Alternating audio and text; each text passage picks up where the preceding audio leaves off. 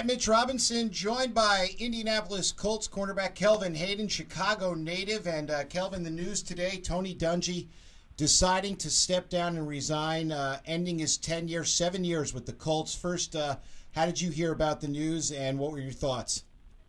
Well, I happened to be watching Sports Center or whatever, and I seen it go across the screen.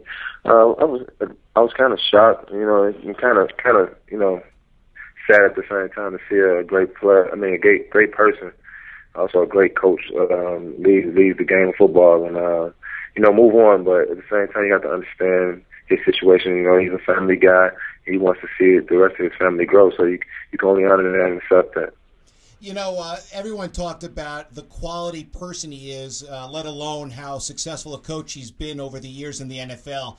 What is the most memorable thing he's ever said to you, or personally, or as a team?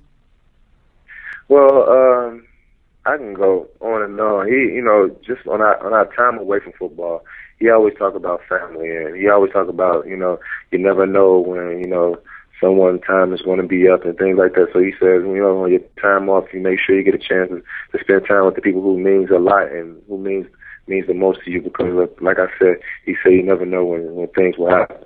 Behind the scenes, you guys, you know him well. All we see as fans is, quiet, stoic on the sidelines, never really emotional, good or bad, just even keel.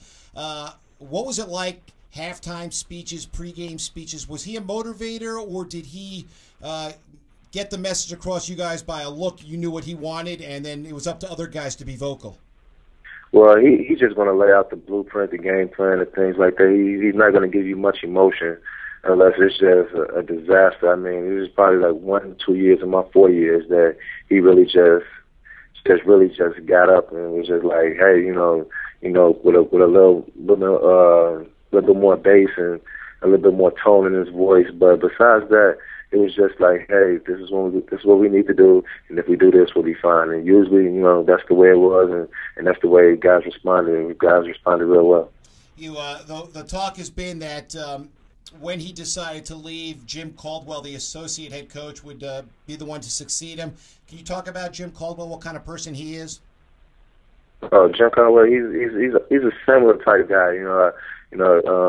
Me playing on the defensive side of the ball, I really haven't, heard so much. All I see is like the even kill kind of guy. Also, so it's like you almost get a clone. I want to say, as far as I know. But as I do know, I know he's a great guy. He's a great coach. I mean, if you see him around the building, some coaches may not, if they're not on the side of the ball or things like that, they might not say something to you. But you have a guy who's knowledgeable of who everybody is, and he's a nice, well-spoken person. But what I do see a great guy who's going to step in and just try to keep the training well oiled. For you and the team now, this is really a very interesting offseason now with Tony stepping down, and a bunch of you guys are free agents. Jeff Saturday, yourself. I know Bill Polian's been quoted as saying he would very much like to re-sign you and keep you around. I'm not going to ask you where you want to be, but how have you enjoyed the 4 years playing a Super Bowl title in your belt and your experiences in Indianapolis?